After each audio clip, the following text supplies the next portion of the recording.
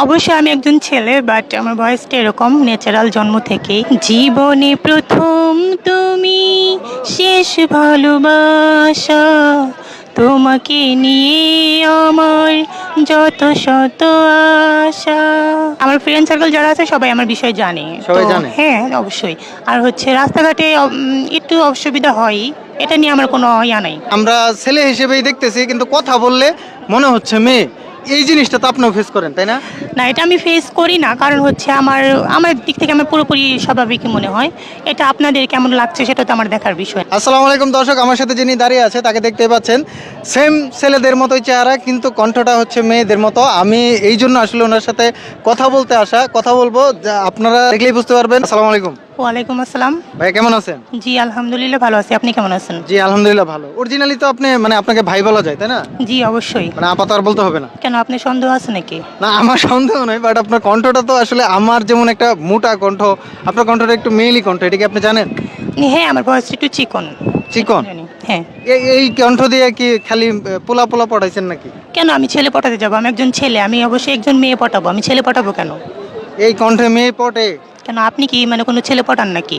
না, আমি ছেলে পড়াই না ভাই, আমার আসলে এখন তো পড়াপড়ির সময় আসে নাই। না, আপনার আমার মনে হলো আপনি পটান, না হলে আমাকে প্রশ্ন করার মানে তো হয় না না। কারণ ভাই আপনার যে কণ্ঠ, আপনি যদি আমার ফোনে বাসায় যাওয়ার পরে রাত্রে কল দিয়ে বলেন হ্যালো কেমন আছো, তাইলে কিন্তু ভাই আমার অবস্থা খারাপ হয়ে যাবে। আমারটা থেকে আপনারটাই ভালো শোনা গেল এখন আপনি যে বললেন। আচ্ছা যাই হোক ভাই, এটা একটু মজা করলাম আপনাদেরকে বিনোদন দেওয়ার জন্য। এখন কথা হচ্ছে ভাই, আপনার কণ্ঠে যদি গান শোনায় মানুষে, সেটা মানে কেমন লাগবে? আমার এটা খুব জানার ইচ্ছা। আমাকে কি একটা গান শোনাবেন? হ্যাঁ, শোনানো যায়, সমস্যা নেই। একটা গান শোনান প্লিজ। দর্শক আপনারা শুনেন যে ওনার কণ্ঠে গান শুনলে সেটা আপনারা বুঝতে পারবেন কিনা যে এটা কার কণ্ঠে, আসলে কোন ধরনের কণ্ঠে গাওয়া হচ্ছে।